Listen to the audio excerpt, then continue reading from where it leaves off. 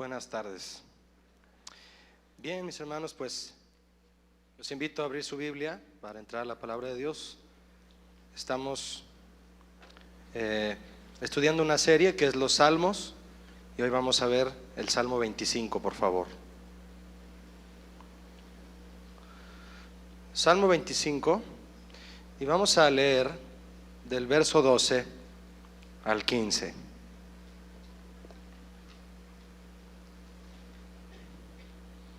Dice así Salmo 25, 12 al 15. ¿Quién es el hombre que teme a Jehová? Él le enseñará el camino que ha de escoger. Gozará él de bienestar, y su descendencia heredará la tierra. La comunión íntima de Jehová es con los que le temen, y a ellos hará conocer su pacto. Mis ojos están siempre hacia Jehová, porque Él sacará mis pies de la red. El tema que quiero compartirle hoy dentro de la serie de los Salmos es bendiciones de temer al Señor. Esta es una porción del Salmo 25, un salmo escrito por David, y en principio llamó mi atención el título que le fue asignado. Si usted trae una Biblia que sea versión Reina Valera de 1960, el título dice: David implora dirección, perdón y protección. ¿Sí es así? En la mayoría dice así, ¿verdad? David implora por dirección, perdón y protección. Esta no es la única ocasión en la que David pide esto al Señor. En diferentes pasajes de la Biblia, y especialmente en los Salmos, encontramos esta petición de David que traía siempre delante del Señor, misma que nos habla de una especial característica que él tenía, y esta era su dependencia total en Dios. David dependía de Dios. Depender de Dios es sin duda un rasgo característico de quien teme a Dios. Temer a Dios es reconocerlo por quien es Él. Él es santo, todopoderoso, Él es recto, puro, omnisciente, sabio. Y cuando miramos sus virtudes a la luz de la Biblia, es entonces cuando descubrimos nuestra condición real. ¿Y cómo somos nosotros? Pecadores, débiles, frágiles y necesitados. Al descubrir esto, al hacer esta comparación tan especial, la reacción inmediata de aquellos que temen a Dios es caer humillados a sus pies, a los pies de Dios. Esa es la reacción de los que temen a Dios al ver su condición de Él y la suya, es caer humillados ante Él. De hecho, este salmo menciona, si no todas, menciona muchas de las más sobresalientes o las más sobresalientes características de aquellos que viven con temor al Señor. Le quiero mencionar algunos ejemplos. Una característica de aquel que teme a Dios es que confía en Él. Dice el rey David ahí en el verso 2, si tiene su Biblia abierta todavía, en el Salmo 25, dice el verso 2: Dios mío, en ti confío. Al final del verso 5 dice: en ti he esperado todo el día. ¿Por qué todo el día? Yo puedo imaginarme a David orando todo el día, buscando por dirección, esperando en Dios que Él le diga hacia dónde ir. Y le dice: Señor, en ti he esperado todo el día, porque solo tú me puedes dirigir. Otra característica de quien teme a Dios es que le pesa y le avergüenza su pecado. Vea el principio del verso 7. ¿Qué dice el principio del verso 7? De los pecados de mi juventud y de mis rebeliones no te acuerdes, Señor. Me da vergüenza, ¿no? ¿Qué dice el final del verso 11? Perdonarás también mi pecado, que es como, dice David, es grande. Mi pecado es grande, Señor. Me da vergüenza. Olvídalo, por favor. Él temía a Dios, por eso tenía esta actitud. Otra característica más de alguien que teme a Dios es que reconoce que solo Dios salva. Y déjeme decirle algo, hermano. Solo Dios salva, y en todas las formas que se puede salvar a un ser humano. Claro que la más importante es la salvación de su alma. En la parte central del verso 5, David escribió: porque tú eres el Dios de mi salvación. El Dios de mi salvación. Esta es una frase, hermano, si usted la estudiara profundamente, es una frase que denota ampliamente que David dependía totalmente de Dios, y que la salvación de Dios es la que le daba verdadera seguridad en todos los sentidos, en todos, también emocional, en todos los sentidos. En el orden en que le mencioné estas tres características de quien teme a Dios, es la manera en cómo David conformó su clamor delante de Dios, pidiendo dirección. ¿Por qué? Porque confiaba en Dios y esperaba en Él, lo esperaba a Él. Pidiendo perdón porque su pecado era grande, y pidiendo protección porque solo Dios podía salvarlo. Todo aquel que vive bajo el temor del Señor vivirá también bajo las bendiciones del Señor. Dice la Biblia en otro verso fuera de los Salmos, dice el Señor hablando a su pueblo, a los que les prometió redención, porque es profético este versículo, hablando del Señor Jesús. Les dice: mas a vosotros, los que teméis mi nombre, no todos, los que teméis mi nombre, nacerá el sol de justicia. ¿Quién es el sol de justicia? Es el Señor Jesucristo. Y en sus alas traerá salvación, y saldréis y saltaréis como becerros de la manada. En su clamor temeroso al Señor, David escribe en este cántico, en este salmo, las bendiciones con las que el Señor mismo distingue a aquellos que le temen. Y es muy importante, mis hermanos, que para poder ser testigos ante un mundo, ¿qué podemos decir? Un mundo de perdición, de pecado, es importante que nos hagamos notar como una iglesia totalmente dependiente de Dios. Es importante. ¿Le has dado importancia cuando la gente en tu trabajo, en tu escuela, en la calle, en tu vecindario te preguntan: oiga, oye, tú eres diferente, ¿por qué? La pregunta es: ¿han notado que eres diferente? Se debe notar, mis hermanos, y las bendiciones de Dios hacen distinguir al pueblo de Dios cuando el pueblo de Dios le teme a su Dios. Vea conmigo, si es tan amable, el verso 12 otra vez, y entremos en el tema de las bendiciones de temer al Señor. Verso 12 de Salmo 25. El Salmo comienza con una pregunta. ¿Ya lo había visto? Otra vez dice, ¿me ayuda a leerlo en voz alta? La pregunta, todos. ¿Quién es el hombre que teme a Jehová? ¿Quién es? Puedo pensar que fue inclusive una pregunta que David le hacía al Señor, y el Señor le responde. De hecho, mire, le voy a comentar algo, hermano. Ante una pregunta pueden ofrecerse muchas respuestas, pero solo una es correcta. Si yo les digo a ustedes, preguntándoles, ¿cuántos son 2 más 2? Y alguien por allá se para y me dice, son 7, Julio. Luego por allá se levanta alguien y me dice, no, son 3. Y luego por allá arriba alguien me dice, son 8. Y un niñito sale de su salón y me dice, son 4. Hubo muchas respuestas, ¿cierto? Pero solo una fue correcta. ¿Por qué le digo eso? A diferencia de una pregunta, un acertijo, pensaba yo, es para poner a prueba la mente humana, de modo que encuentre la respuesta, porque la respuesta no está, hay que pensarle para encontrarla. Pero esta es una pregunta que lleva como propósito marcar una diferencia entre aquellos que temen a Dios y aquellos que no lo hacen.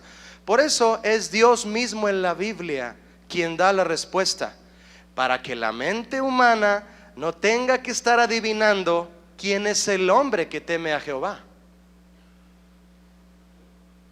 Porque esta pregunta puede ser respondida por muchas maneras de pensar. ¿Quién es el hombre que teme a Jehová?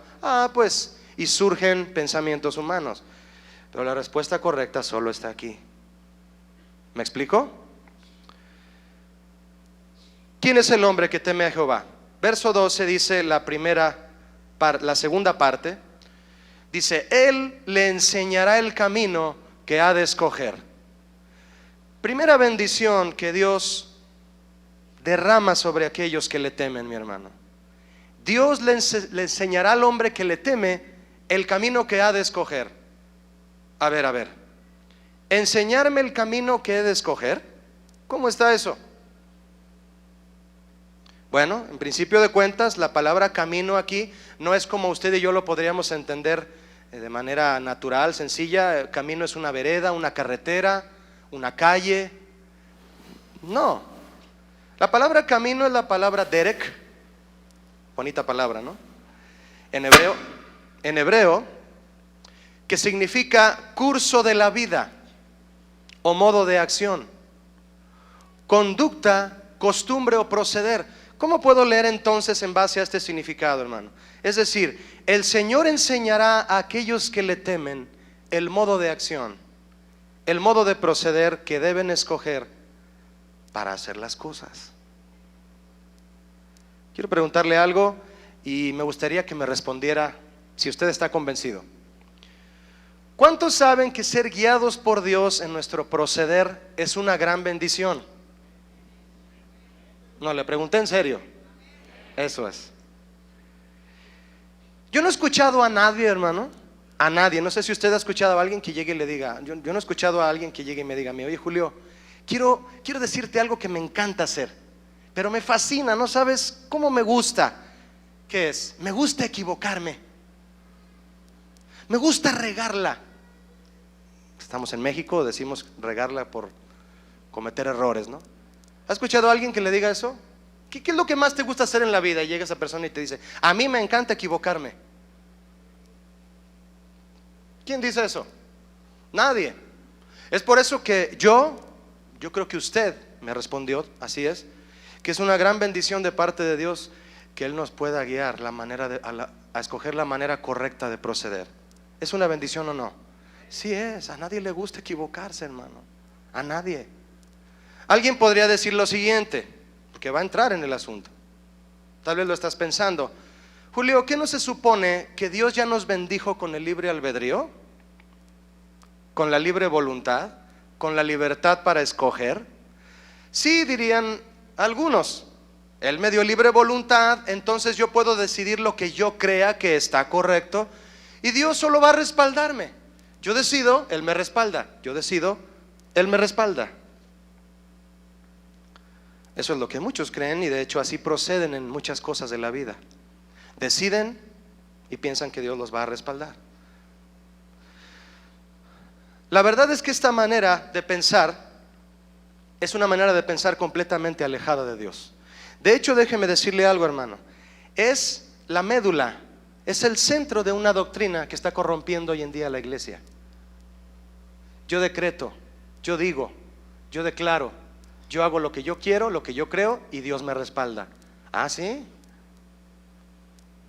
¿Dónde comenzó esta manera de pensar y a quién se le ocurrió? Fíjese usted, se le ocurrió, comenzó en el huerto del Edén y se le ocurrió a una serpiente. Ya sabe de qué serpiente hablo, ¿no? Dios apuntó hacia un árbol, era el árbol de la ciencia del bien y del mal, y le dijo a Adán y a Eva también, porque Eva también lo sabía. Apuntó hacia el árbol Dios y les dijo, no coman de ese árbol. Ahora escuche esto que le dijo. No coman de ese árbol porque el día que comieren, ¿qué va a pasar? Morirán. Bien, escucha esto, hermano. Dios no le dijo a Adán y Eva, no coman de ese árbol porque yo lo digo, punto. No, fíjese lo que les dijo.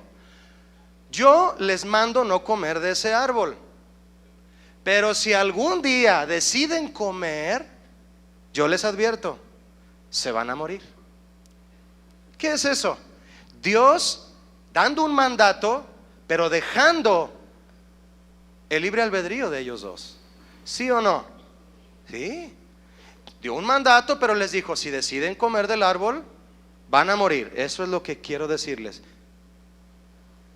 Es Dios respetando el libre albedrío, pero dio un mandato. Ahora, ¿qué le dijo la serpiente a Eva cuando Eva le dijo, es que Dios ordenó que no comiéramos porque si comemos morimos? ¿Qué dijo la serpiente? Así que Dios dijo que no comieras de ese árbol. Así que Dios dijo que no procedieras de esa manera, que no hicieras así las cosas. Así que Dios te dijo que no tomaras esa decisión de esa manera, que morirías si decides proceder así. Y lo que le dijo Satanás a continuación a Eva, mi hermano, fue precisamente lo que marcó el inicio de una doctrina engañosa que en nuestros días se enseña en muchos lugares. Quiero invitarlo a que lo lea conmigo. Vaya a Génesis 3, por favor. Aparte Salmo 25 y rápidamente vaya a Génesis 3, si es tan amable. Verso 4. ¿Qué fue lo que respondió, lo que le dijo a Eva después de eso? Así que morirás si comes de ese fruto. Bien. Génesis 3, 4. Entonces la serpiente dijo a la mujer, no moriréis, sino que Dios sabe, fíjese, Satanás sabe lo que Dios sabe, ¿sí? Esto está engañoso. O sea, dice, sino que Dios sabe que el día que comáis de él, serán abiertos vuestros ojos y seréis como ¿quién? Seréis como Dios. ¿Y qué? ¿Qué sabrán? Sabiendo el bien y el mal. Le voy a interpretar lo que dijo la serpiente, hermano. La serpiente le hizo pensar a Eva lo siguiente: ¿y seré como Dios? ¿Sabré perfectamente qué es bueno y qué es malo? La palabra Dios aquí es el plural de la palabra Dios en realidad en el castellano, porque es la palabra Elohim, que es dioses. Satanás no le dijo a Eva, no le dijo, mira Eva, vas a ser igual a Dios totalmente, en todos los sentidos. No, no le dijo eso, porque si le hubiera dicho eso, le hubiera sido más difícil engañarla. Lo que le dijo en realidad fue esto, por lo que dice el hebreo: serás como Dios en el sentido de que sabrás perfectamente qué es bueno y qué es malo. Serás igual de sabio que Él. ¿Hay engaño en eso o no, hermano? Claro que lo hay, y terrible. Desde entonces comenzó el engaño. ¿Cómo se aplica este engaño en lo práctico? Si ya soy como Dios, en el sentido de que soy igual de sabio que Él, porque ya sé perfectamente qué está bien y qué está mal, no me voy a equivocar. Entonces tengo la autoridad y la capacidad de tomar mis propias decisiones, sé lo que me conviene y lo que no, y ya no tengo que recurrir a Él para decidir. ¿Soy como Él o no? Ahí está el engaño. No, y fíjese lo que le había dicho antes. Antes le había dicho la serpiente a Eva: es que Dios sabe que el día que comas de ese fruto tus ojos serán abiertos. ¿Qué es eso? Es que Dios sabe que si comes de ese fruto ya no vas a depender de Él, vas a ser independiente de Él, porque ya vas a ser igual de sabio que Él, ya no lo necesitas. Por eso quiere que no comas, quiere que dependas de Él. Y como Satanás lo primero que hizo fue rebelarse, es decir, tratar de ser independiente, le estaba transmitiendo lo mismo a Eva. ¿En qué otra ocasión quiso llevar a cabo este engaño de esta doctrina Satanás? Se lo quiso hacer al mismo Jesucristo, a nuestro Señor. ¿Recuerdan a Satanás cuando trató de tentarlo en el desierto? No lo busque, está en Mateo 4.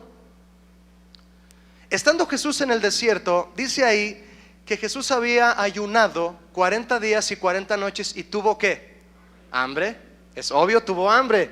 En el momento en que tuvo hambre, porque el enemigo sabe cuándo te puede hacer caer, en el momento en que tuvo hambre, Satanás le dijo dos letras, una palabra de dos letras: di que estas piedras se conviertan en pan. Tú tienes el poder, tú puedes declararlo, tú puedes decretarlo, tú eres hijo del rey. Dios, tu padre, sabe que tienes hambre, y a qué padre le gusta que sus hijos pasen hambre. Engañoso, ¿no lo cree? Tú di. ¿Tienes hambre? Tú di. Dile al que está a tu lado: tú di. Tú di cómo conseguirlo. No tengo trabajo, me despidieron, un recorte de personal, no tengo dinero. Pero allí en ese banco muy famoso que se llama Banamarques, me regalaron una tarjeta de crédito. Me llegó gratuita y no paga anualidad. ¿Qué tarjeta? Voy a ir al cajero y voy a decir el dinero, a sacar el dinero. Tú di. Eso es, tú di que las piedras se conviertan en pan. No esperes a que Dios te supla en sus formas. Tú tienes el poder de hablar y conseguir las cosas. Qué engaño tan terrible, hermano. Ahí comenzó esa doctrina demoníaca, de que tú digas lo que vas a hacer y decidir, y solo espera a que Dios te respalde. Él te respalda. ¿Sí? No, mi hermano. Jesús en su humanidad no procedió conforme a su opinión. Él pudo haber dicho: si es cierto, tengo todo el poder de mi firma, dirían algunos. Tengo todo el poder de convertir las piedras en pan. Yo puedo conseguirlo. ¿Por qué tengo que estar pasando hambre? ¿Usted cree que era la voluntad de Dios que Jesús convirtiera las piedras en pan? No, en ese momento la voluntad de Dios era que Jesús pasara la prueba en base a sufrimiento, porque estaba siendo preparado para el comienzo de su ministerio. Y un hombre que toma fácilmente las cosas, me temo que no funciona para el ministerio, hermano. Tiene que ser un hombre que sabe esperar en Dios. Jesús en su humanidad no operó conforme a lo que Satanás le tentó a hacer, y respondió con unas palabras tremendas. Él dijo: escrito está. ¿Qué significa que Jesús haya dicho escrito está? Al decir Jesús escrito está, dijo: no voy a decir lo que yo pienso, voy a decir lo que dice la ley. ¿Y qué dice la ley de mi Dios? ¿Qué dice lo que mi Dios piensa, no lo que yo creo que es correcto? Mi Dios dice que no solo de pan vivirá el hombre, sino de toda palabra que sale de la boca de Dios. Eso dice mi Padre, eso digo yo. Y después que pasó la prueba, vinieron ángeles y le servían. Después que Satanás se fue por un tiempo, dice Mateo 4. Y Jesús no convirtió las piedras en pan. No echó mano de su propia capacidad. El hecho, mis hermanos, de que el Señor sea quien nos guíe a escoger el camino correcto, y es en muchas áreas. Yo le estoy mencionando un área. ¿Qué tal cuando a ti, chica, te anda cortejando un joven? Es que es tan hermoso. Bueno, voy a dejar a Carlitos Olivares que nos enseñe eso en el congreso que viene de noviazgo, ¿no? Es que se porta tan bello, es tan bello. Y Dios ahí poniendo algo en tu corazón, un sentir ahí de: no te metas ahí, no hagas eso. Iba a decir algo, pero mejor me voy a esperar tantito. El hecho de que el Señor nos guíe a escoger el camino correcto significa que Él puede guiarnos a decidir siempre correctamente en aquellas ocasiones, a menos que te guste equivocarte. En las ocasiones en que no tengamos seguridad por nosotros mismos si eso que hemos de decidir está en su voluntad o no, porque su voluntad, mis hermanos, es lo mejor para nosotros. Levante la mano, por favor, con gozo, con así, el que ha estado en una situación en donde no sabe qué hacer. Creo que estoy en el lugar correcto, hablando lo correcto. Un ejemplo: hay un hombre cristiano en una empresa, tiene 15 años en esa empresa, pero es cristiano y va a la iglesia, se le enseña la sana doctrina, lleva 2 años, ya tiene conocimiento de lo que es la santidad ante el Señor y desea vivirla. Llega el sábado y sus compañeros de trabajo lo invitan a un centro nocturno. Vente, vamos a divertirnos de esta manera. Y él sabe perfectamente que ese lugar atenta en contra de su integridad, en contra de su esposa y de sus hijos.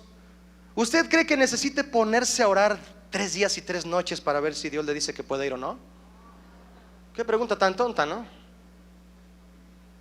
Hay cosas en las que de inmediato Dios pone la respuesta en tu corazón, pero ya está ahí. Claro que no voy, por supuesto que no voy.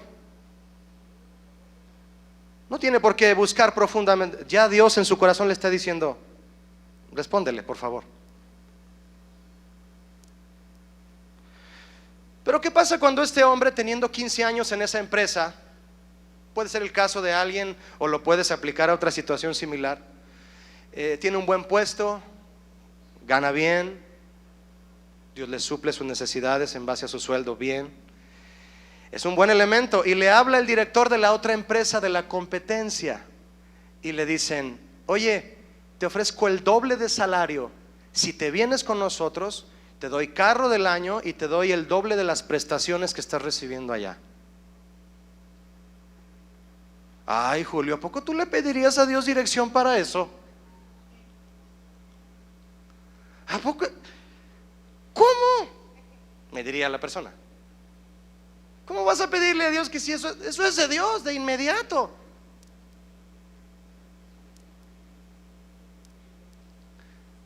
Y si Dios decide que te quedes, como dice el proverbio, como el perro de las dos tortas.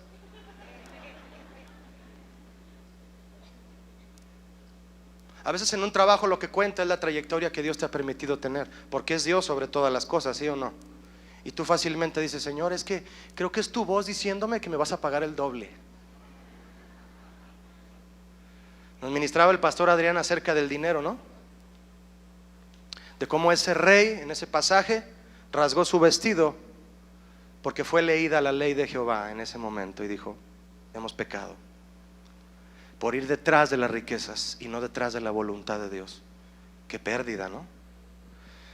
¿Qué pasa cuando un padre de familia llega a consejería y le dice al líder, al pastor: pastor, fíjese que mi hija fue seducida por un hombre mayor que ella, está embarazada y no quiere tener al bebé, y el hombre no responde, no se responsabiliza, ella no quiere tener al bebé y el embarazo es de alto riesgo?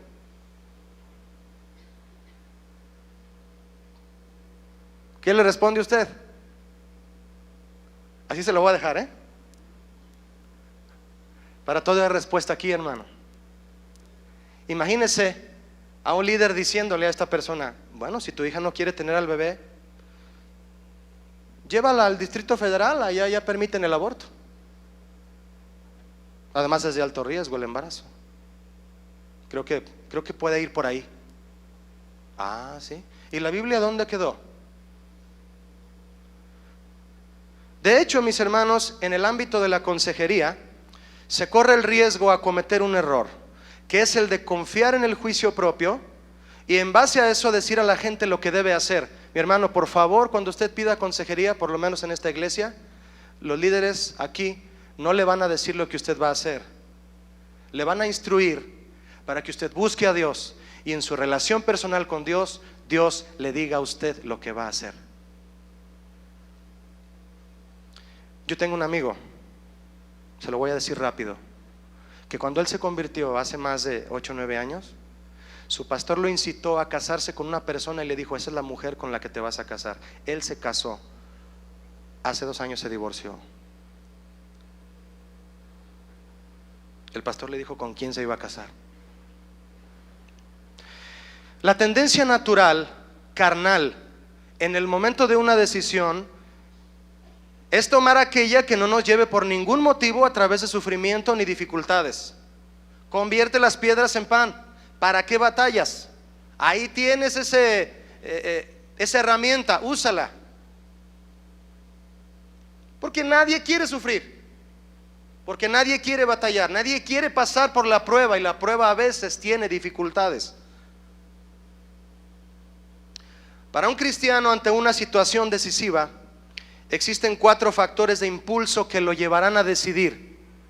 El orden no es porque les di importancia a los puntos de esta forma por el orden. Tuve a bien ordenarlos así y se los quiero compartir.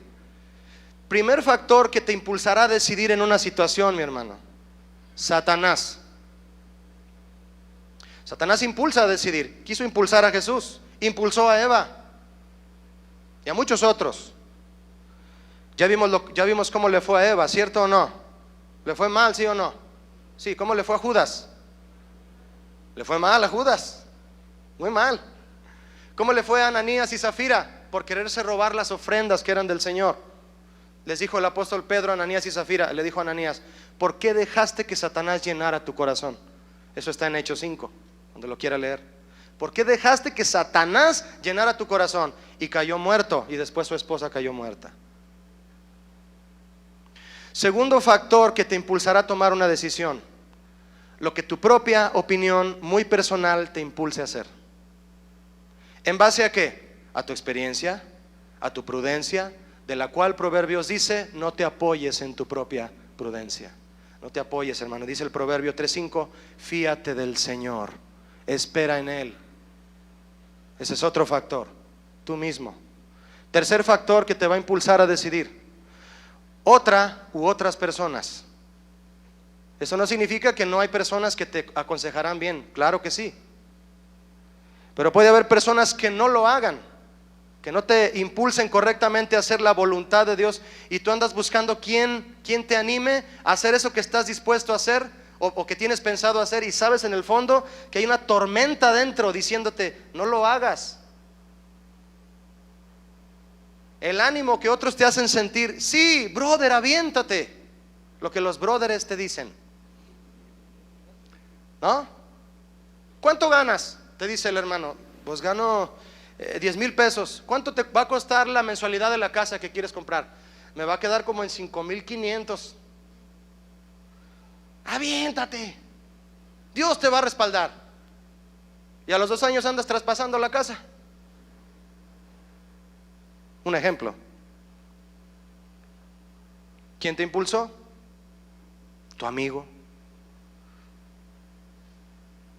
Cuarto factor que te puede impulsar a tomar una decisión, que nos puede impulsar, es el Señor, en su perfecto plan, guiándonos a decidir.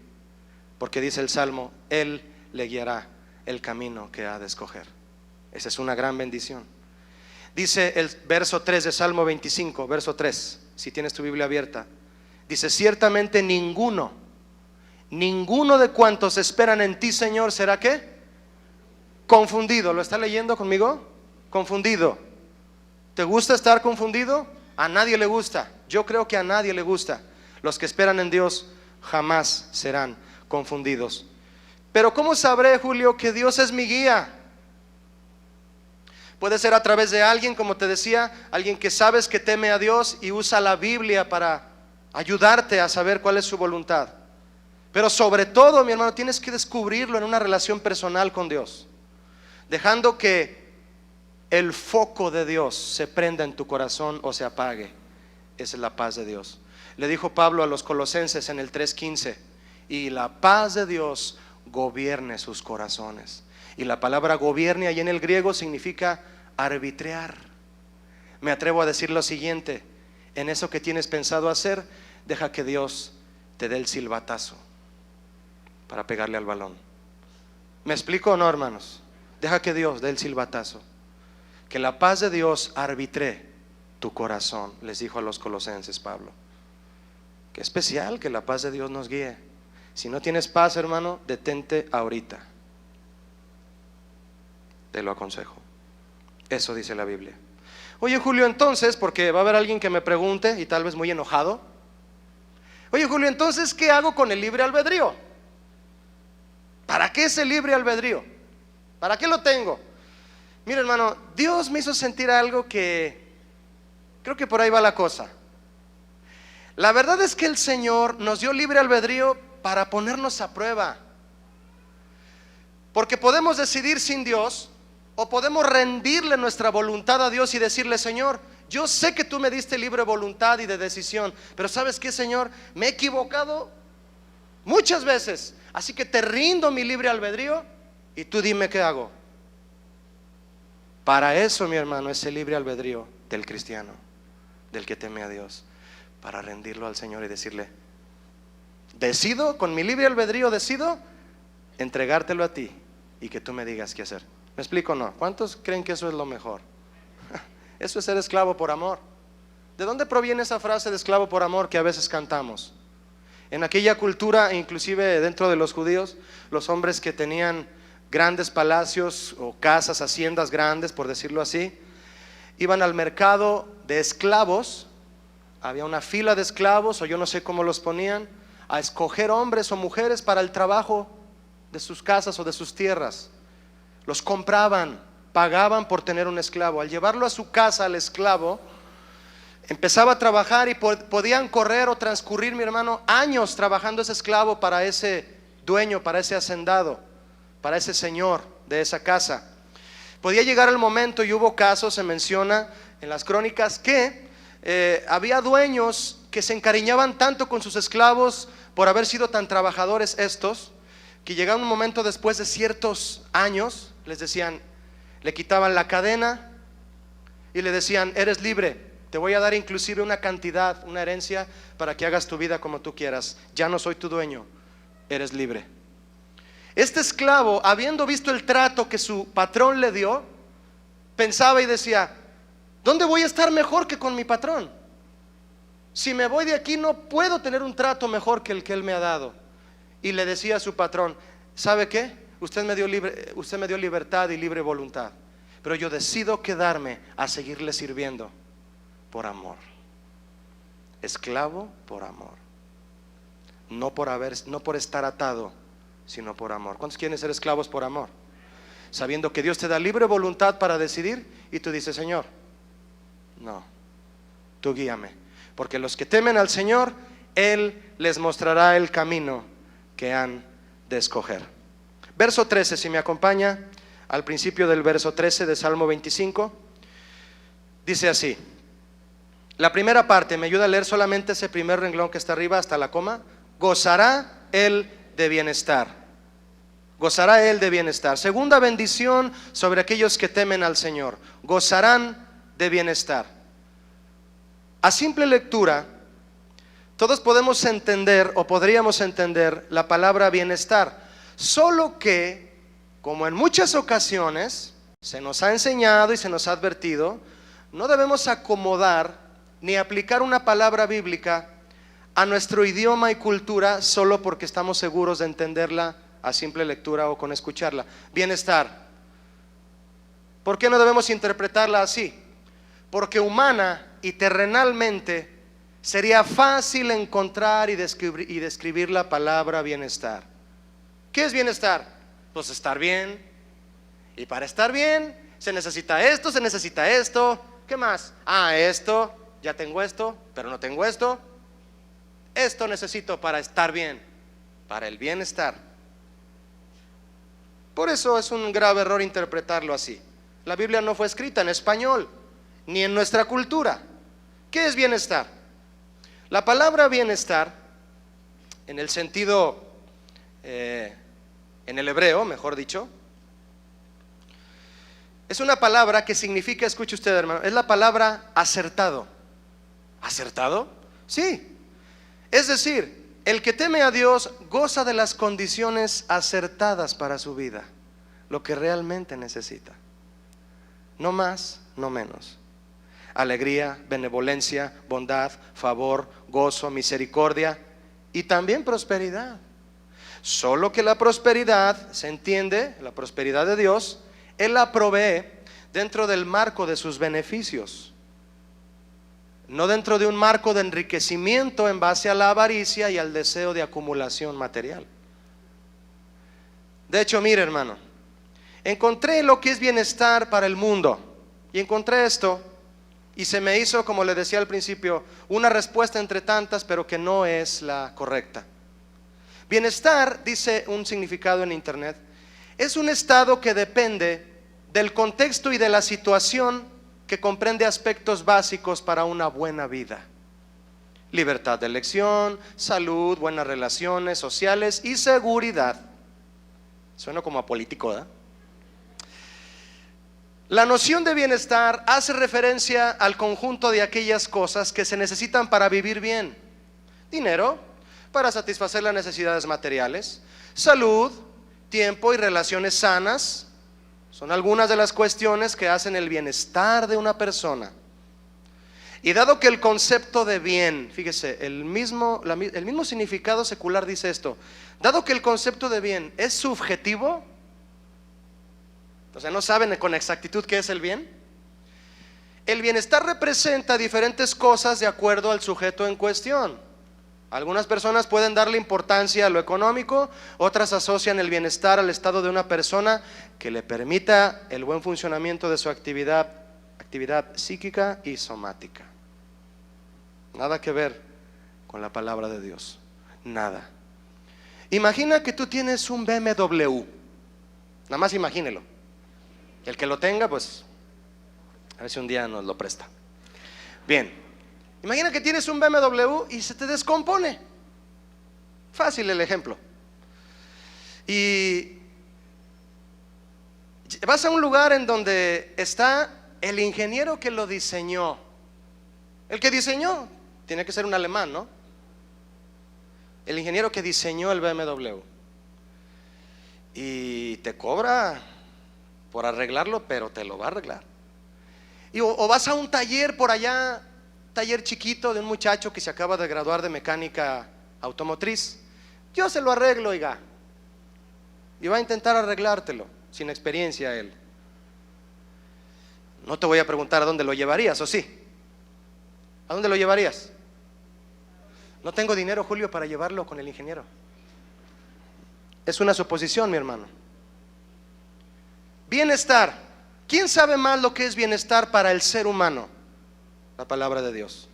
Son las condiciones acertadas en las que el hombre que teme a Dios va a ser bendecido y en las cuales va a poder vivir. Todo mundo quiere bienestar. Levante la mano el que quiere bienestar. No se hagan, por favor, levanten la mano. Gracias, hermano. También los cristianos quieren bienestar. Pero a diferencia de la gente que no ama a Dios, ¿en qué basamos nosotros nuestro bienestar? Pablo les dijo a los cristianos en Roma: miren, el reino de los cielos no consiste en comida ni bebida. No se refiere a eso. El reino de los cielos es, ¿recuerda? Justicia, paz y gozo. Eso les dijo. Para el mundo el bienestar depende de lo que poseen materialmente, y eso no ofrece seguridad porque es temporal. Pero para aquellos que temen al Señor, ¿qué es el bienestar? El bienestar es el entorno, mi hermano, que Dios da con su misma presencia, con su salvación y con su Espíritu Santo. Dado que Dios es fiel, eso es un hecho. ¿Cuántos saben que Dios es fiel? Dice la Biblia que las promesas de Dios son en Él, sí, y amén, en Él. Dado que Él es fiel, el bienestar para los cristianos es un hecho. ¿Cuántos de ustedes saben cómo le llamaron, con respecto a la bolsa de valores, cómo le llamaron al jueves pasado? ¿Alguien escuchó? ¿Nomás yo oigo las noticias? El jueves negro. ¿Por qué le llamaron el jueves negro? Porque todas las bolsas de valores del mundo, por lo menos las más sobresalientes, cayeron en porcentajes que no habían caído en años, y muy fuerte. Mi hermano, no se espera una recesión de Estados Unidos otra vez. No se espera un resfriado de Estados Unidos y por el cual a México le da pulmonía. Se especula una recesión global. Global, hermano. Porcentajes altos de desempleo. Le pregunto yo, ¿dónde va a quedar para muchos el bienestar? Como el mundo lo define. Mientras tanto, la Biblia a nosotros nos dice, y es el Señor Jesús quien habla, en este caso es el apóstol Pablo. Dice el apóstol Pablo: por nada. Por nada. ¿Qué es nada en hebreo? Nada. ¿Qué es nada en griego? Si saben hebreo y griego. Por nada estéis afanosos. Por nada debemos estar afanosos. ¿Qué es estar afanoso, hermano? Preocupado, distraído. El dólar está a 14 pesos. ¿Qué vamos a hacer? No compres dólares. Por nada estemos afanosos, preocupados y distraídos, dice la Biblia, sino que lleva delante del Señor tus peticiones, ¿cómo? En oración y ruego delante de Él, y con acción de gracias. ¿Por qué? Porque el bienestar, mi hermano, no son los afanes, es su presencia. ¿Cuántos dicen amén a eso? Jesús mismo dijo: el afán de este siglo. ¿Qué es este siglo? El mundo.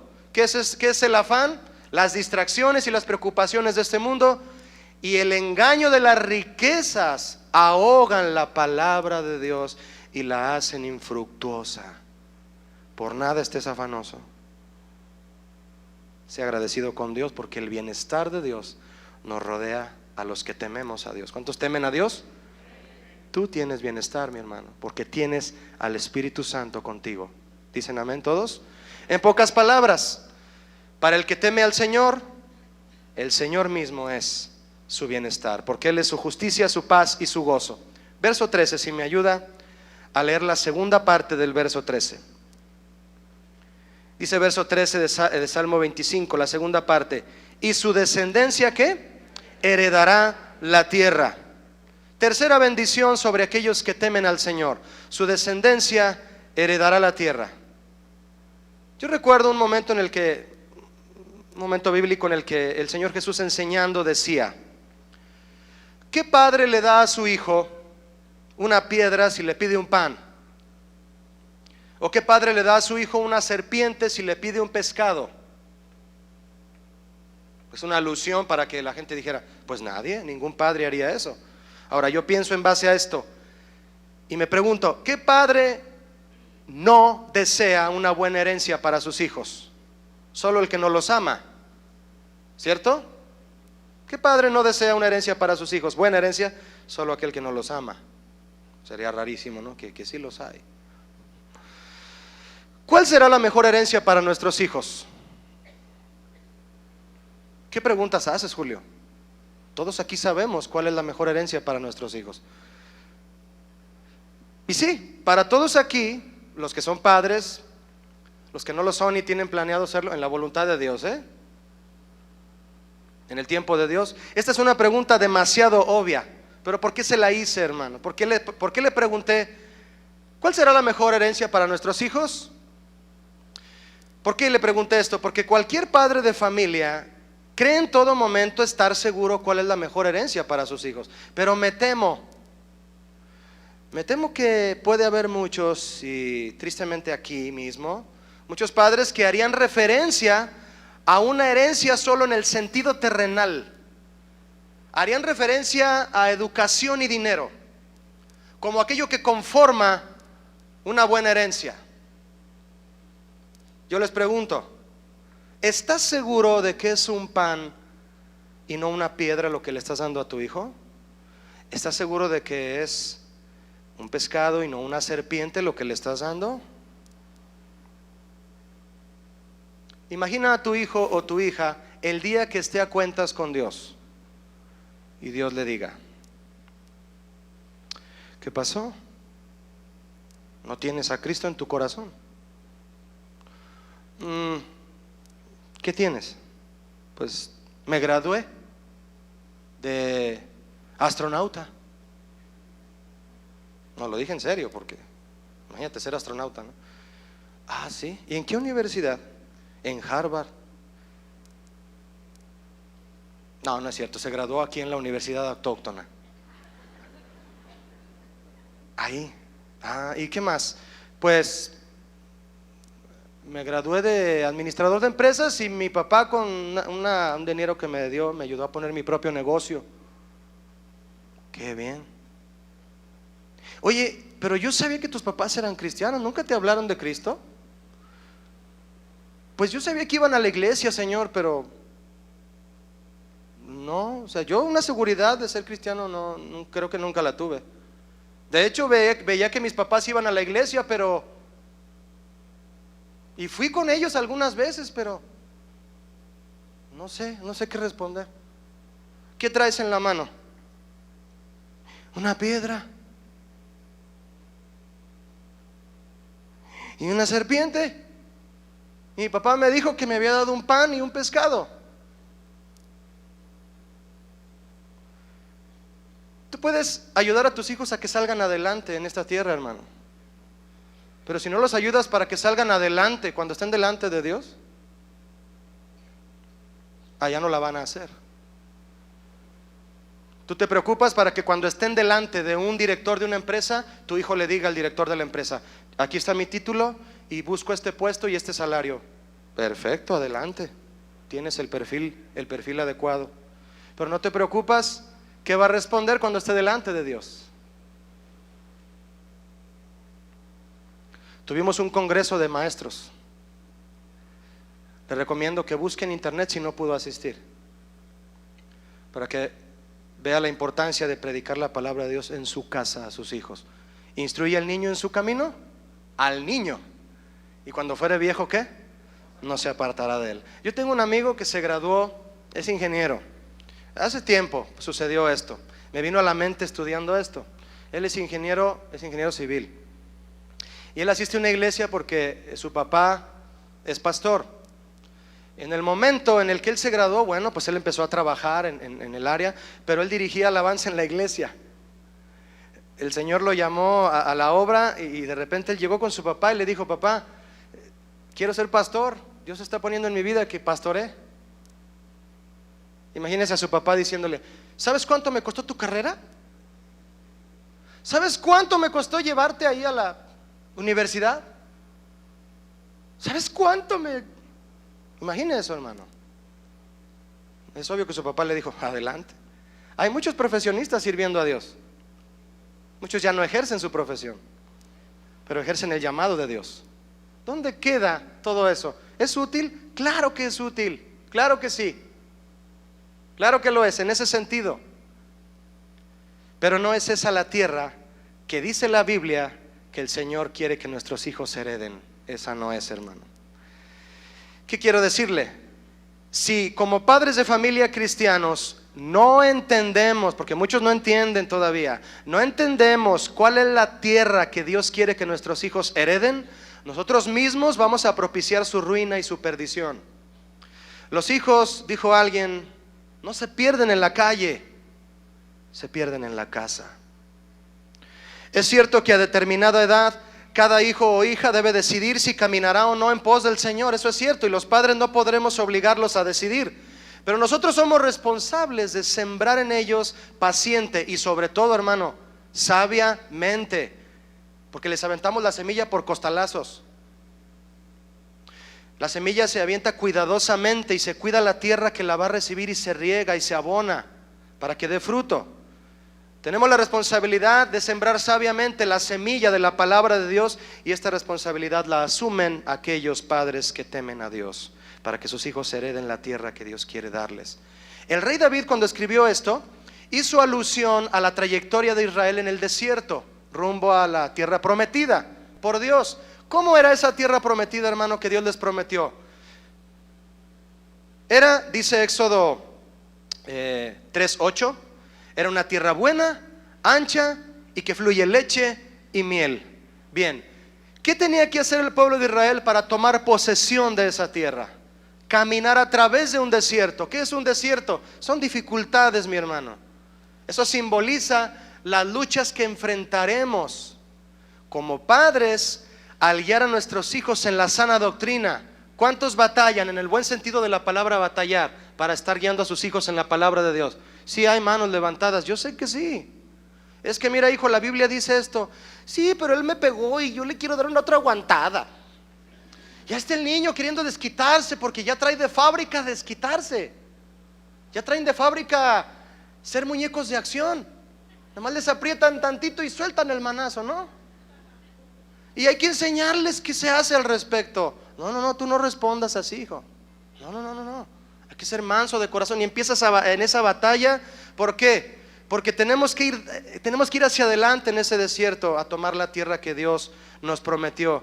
Caminamos hacia ella firmes y dando testimonio a nuestros hijos y ejemplo de Cristo, para que ellos, en el tiempo en el que tengan que decidir, se decidan por Cristo. ¿Cuántos quieren ver eso en sus hijos?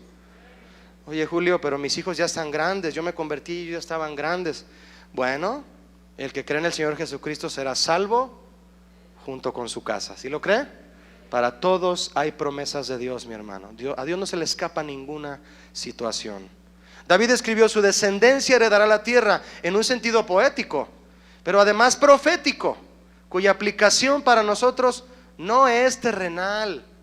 Esa no es la tierra que Dios quiere que tus hijos hereden. ¿Cuál? La material, la espiritual. Una tierra buena, ancha, donde fluye leche y miel. Mi hermano, ¿qué es eso? Esas son las características de la tierra que describe plenamente el mismo carácter de Cristo. Eso significa. Y es la vida de Cristo la que la iglesia debe procurar, la que la iglesia debe buscar, la plenitud de la vida de Cristo, su carácter. Eso, mis hermanos, es la más grande herencia para tus hijos. Va a llegar tu hijo delante de Dios y el Señor le va a decir: ¿qué pasó? ¿Qué tienes ahí? Señor, tú sabes que yo amo al Señor Jesús y Él fue mi ejemplo, seguí sus pisadas, y el Señor va a saber eso. Bien hecho, buen siervo y fiel. Y entra en el gozo de tu Señor. ¿Les gustaría que sus hijos oyeran eso un día? Esa es la tierra buena y ancha, que fluye leche y miel, que Dios nos prometió, el carácter de Cristo. Esa es la herencia que el Señor quiere que nuestros hijos reciban. Acompáñenme al verso 14 para ver otra bendición más de los que temen al Señor. Verso 14 lo voy a leer completo, pero vamos a vernos en la parte A. La comunión íntima de Jehová es con los que le temen, y a ellos hará conocer su pacto. Cuarta bendición sobre aquellos que temen al Señor, enfocada en la parte A. ¿Cuál es la cuarta bendición sobre aquellos que temen al Señor? Tienen comunión íntima con el Señor. Comunión íntima es una sola palabra en el hebreo, no son dos palabras separadas, es una sola palabra. Comunión íntima es la palabra sod, que significa sesión, que significa compañía estrecha, consulta, consejo, una reunión en lo secreto. Eso significa. ¿Qué podemos decir, hermano, de comunión íntima con nuestro Dios? Bueno, pues podemos decir sencillamente, aunque no deja de ser profundo, que es uno de los privilegios espirituales por excelencia que Dios otorga a aquellos que le temen. Comunión íntima.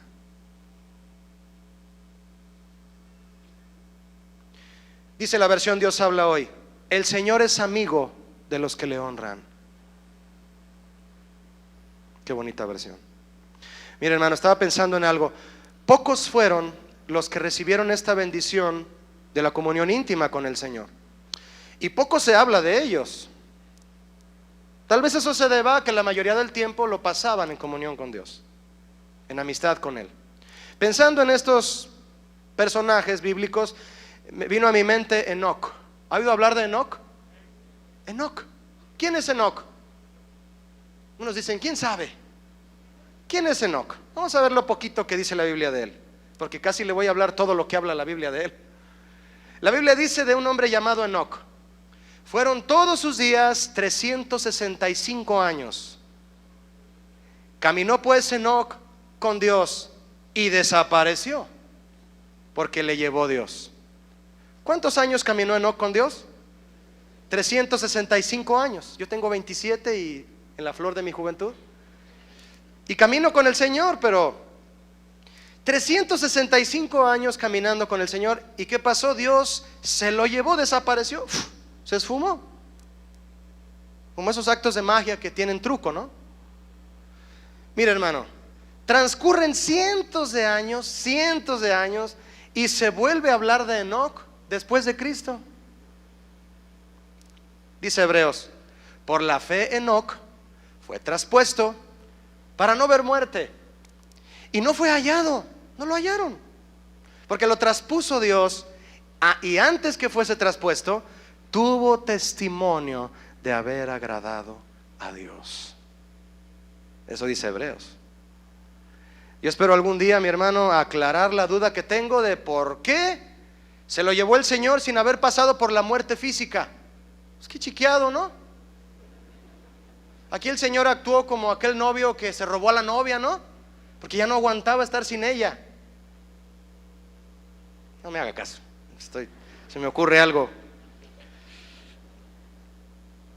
¿Cómo que el Señor se lo llevó así nada más? Mira qué chiqueado. Mira, hermano, quiero decirle algo. Escucha esto, por favor. En cuanto a tener comunión íntima con Dios, hay quienes lo enfocan de esta manera, de tal manera, de esta forma, que piensan que tener comunión con Dios se da debido a que Dios buscaba con quién tener comunión y nosotros aceptamos. El Señor desde su trono, asomándose figuradamente, ¿no? Lo estoy diciendo. ¿Quién quiere tener comunión conmigo? ¿Quién? ¿Quién quiere ser mi amigo? Y alguien por ahí: oye, ¿ya escuchaste que Dios quiere tener comunión con alguien en la tierra? ¿Quién? Dios. ¿Dios? Ah, dile que yo quiero.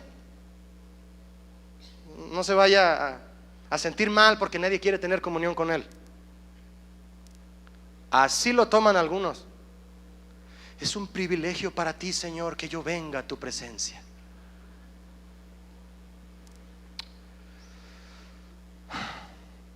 ¿Puede usted imaginar al Dios Todopoderoso, hermano? Si así lo ve usted a Él, si tiene temor de Él, usted lo va a ver como dice aquí. ¿Puede usted imaginar al Dios Todopoderoso, creador del universo y además santo? Y no solo santo, sino santo, santo, santo, rogándole a un pecador tener comunión con Él? ¿Puede imaginar eso? David se preguntó en una ocasión, en un salmo también: Señor, ¿qué es el hombre? Ni siquiera dijo quién es el hombre. ¿Qué es el hombre para que tengas memoria de él? Y el Hijo del Hombre para que lo visites. ¿Qué somos, Señor? David sabía que somos polvo. La perspectiva correcta, mis hermanos, con respecto a que podemos tener comunión con Dios es porque Él nos permite tenerla. ¿Sí o no? Acercarnos confiadamente al trono de la gracia para hallar el oportuno socorro. Lo que necesitamos es el oportuno socorro, no ir y reclamar a Dios cosas que nos faltan. Esa es la perspectiva correcta, que podemos acercarnos porque Él nos permite, a pesar de nuestra condición y de quién somos. Jesús dijo a sus discípulos: no me eligieron ustedes a mí. ¿Qué les dijo? Yo los elegí a ustedes. Hermana, usted que va al mercado, ¿ha visto alguna vez que los jitomates ahí en la verdulería le digan: llévame a mí, estás hermosa, yo te haré una buena sopa? Los jitomates ni hablan ni dicen nada. Usted agarra el que usted quiere, ¿sí o no? ¿Y cómo le va a ir al jitomate? ¿No? Usted los escoge. Dice el Señor Jesús: no me eligieron ustedes a mí, yo los elegí a ustedes. ¿Quién es el que manda aquí? ¿Quién es el que escoge? ¿Quién es el que elige? Es el Señor, hermano. Esa es la perspectiva en cuanto a tener comunión íntima con Él. Dicho resumidamente, para pasar a la última, no tenemos comunión con Dios porque nosotros hayamos aceptado tenerla, hermano, sino porque Él nos permite tenerla. Dado eso, o pensando en eso, trae el siguiente resultado: que aquel que teme a Dios sabe que tener comunión con Él es una bendición, y por tanto su actitud inmediata en la presencia de Dios es de agradecimiento, hermano. Es de agradecimiento. En una ocasión, recuerdo una anécdota que nos platicaba aquí el pastor Jorge Lozano. Había una fila larga de personas ante la oficina del presidente Abraham Lincoln, dice la historia, una anécdota. La fila larga porque en ese momento el presidente podía escuchar personalmente a cada persona su demanda, su petición, su necesidad. El que sigue. Al final estaba una ancianita. Le toca su turno después de horas y horas. El presidente Abraham Lincoln, cansado de oír demandas y quejas, llega la ancianita ante el presidente y le dice el presidente: tome asiento, señora, have a seat. Que hablaba en inglés. No me entendieron. Bueno, entonces le dice: siéntese, señora, siéntese. ¿Cuál es su demanda? ¿Cuál es su petición? No, yo no vengo a pedirle nada, solamente le traje estas galletitas que cociné para usted ayer. Y le da un bultito ahí con galletas. Jamás voy a olvidar esa anécdota. ¿Por qué se la estoy diciendo, hermano? ¿A qué vamos con el Señor? ¿A qué vamos? ¿A decirle lo que necesitamos? Si dice la Biblia que antes que le pedimos ya sabe Él de qué cosas tenemos necesidad. ¿A qué vamos? Quinta bendición y última, verso 14, si me acompaña al verso 25. Verso 14 de Salmo 25, perdón. Lo voy a leer todo de nuevo y nos enfocamos por último en la parte B. La comunión íntima de Jehová es ¿con quién? Con los que le temen, y a ellos, que me ayuda a decirlo en voz alta, y a ellos hará conocer su pacto. Quinta bendición sobre aquellos que temen al Señor, enfocada en esta parte: a ellos hará conocer su pacto. ¿Qué es pacto? Es compromiso. Es un arreglo entre tú y Dios, un arreglo que Él quiere tener contigo. Ven a mi presencia, hablemos. Mira, quiero que, esta es tu responsabilidad. Estas son mis promesas, yo voy a cumplir, soy Dios. Pero tú debes de caminar así, pactos con Él. Y solo los que tienen comunión íntima pactan con el Señor y tienen una relación a ese grado con Él. ¿Recuerda que le mencioné a Enoc? Mire, se lo voy a volver a mencionar, porque hay algo muy sobresaliente de él aquí. El apóstol Judas, en su carta, es una carta de un solo capítulo, en donde Judas habla abiertamente de los falsos maestros y las falsas doctrinas. Y en el verso 14 de Judas, fíjese lo que escribió Judas de los falsos maestros. De estos también profetizó Enoc, séptimo desde Adán, diciendo: he aquí vino el Señor con sus santas decenas de millares para hacer juicio contra todos y dejar convictos a todos los impíos de todas sus obras impías. Estos son murmuradores, querellosos, que andan según sus propios deseos, cuya boca habla cosas infladas, adulando a las personas para sacar provecho. ¿A quién le dio Dios esa revelación? A Enoc, y Judas la dijo. Mi hermano, ¿cómo es posible que después de tantos años se haga mención de lo que un hombre recibió estando en comunión con Él? Es posible porque eso que Enoc recibió fue revelación de Dios, y la revelación de Dios, mi hermano, siempre está vigente, y solo la reciben aquellos que le temen. ¿Hace cuántos años vivió y murió Enoc? Y hoy en día sus palabras sirven para enseñar a los líderes y pastores que se cuiden de las falsas doctrinas el día de hoy. ¿De qué resultó de esa intimidad que Enoc tenía con Dios? La revelación de Dios, el pacto, el compromiso de Dios, la palabra misma del Señor. El Señor Jesús, de hecho, en sus últimos momentos con sus discípulos, les dijo unas palabras muy especiales, hermano. Se lo voy a leer en versión Dios habla hoy.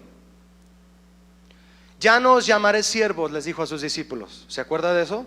Ya no os llamaré siervos. ¿Por qué? Porque el siervo nunca se entera de lo que el Señor hace, de lo que el amo de la casa hace. No los voy a llamar siervos porque el siervo no sabe lo que hace su Señor, su amo. Los llamaré ¿cómo? Amigos, porque les he dado a conocer, dice, me encantó esa palabra, todo lo que mi Padre me ha dicho. Mis hermanos, el que tiene comunión íntima con Jesús conoce todo lo que el Padre le ha dicho a Jesús. No les quiero llamar siervos porque ya les dije todo, son de mi confianza, somos amigos, hay intimidad. Por eso les he revelado todo. En ese momento, hermano, ¿sabe quién estaba escuchando esas palabras? Esto está en Juan, y Juan estaba ahí, Juan el apóstol. ¿Qué le pasó a Juan después? Cayó preso y fue llevado a una isla llamada Patmos, en donde estaba preso. Y estando en esa comunión con Dios en la isla de Patmos, aunque no era un lugar muy cómodo, ¿qué recibió Juan ahí? El Apocalipsis. La comunión íntima con el Señor es con los que le temen, y a ellos les revelará sus cosas. ¿Cuántos quieren recibir de Dios revelación? Yo sé que sí. Los que temen a Dios. Revelarse es descubrirse. Dios es revelado, Dios es descubierto ante nosotros por la persona de Jesús. Esa es una bendición invaluable. Quiero invitarle a orar. Cierre sus ojos, por favor. Señor, gracias por tus bendiciones. Gracias porque tú, Señor, has derramado grandes bendiciones sobre la vida de los que te temen. Si tú tienes temor al Señor, levanta un poco tus manos si quieres hacerlo. No hay problema si no lo haces. Es una decisión de cada quien. Dile: Señor, me rindo a ti. Rindo a ti mi libre albedrío. Esa libre voluntad que creo a veces poder usar para decidir todo, la traigo delante de ti, Señor. ¿Sabes qué decido, Señor? Decido rendirme a ti. Porque los que temen a tu nombre, Señor, tú les enseñarás el camino que han de escoger. Gozarán de tu bienestar, Padre, de tu presencia, de tu Espíritu Santo, de las condiciones acertadas para su vida, los que temen a tu nombre. Su descendencia heredará la tierra, Señor. Tú tienes un tesoro abierto, es tu Hijo Jesucristo, para enseñárselo a nuestros hijos, Señor. Que sean como Él. Ese es pan, Ese es alimento, Señor, no son piedras ni serpientes. También has bendecido a los que te temen, Señor, en gran manera, con una comunión íntima, teniendo con ellos comunión, Señor, cercana, acercándose a ti porque tú has tenido a bien abrir la puerta, romper el velo de arriba abajo y dejar que tu pueblo entre con libertad a hacer pactos contigo. Y hacer pactos, Señor, es una bendición grande. Gracias. Dile gracias en voz alta. Por nada estemos afanosos, hermanos, sino sean conocidas nuestras peticiones delante de Dios en oración y ruego y con acción de gracias. Gracias, Señor, por tus bendiciones. Queremos tener y vivir siempre bajo tu temor. Amén. Que Dios les bendiga, hermanos, que estén bien.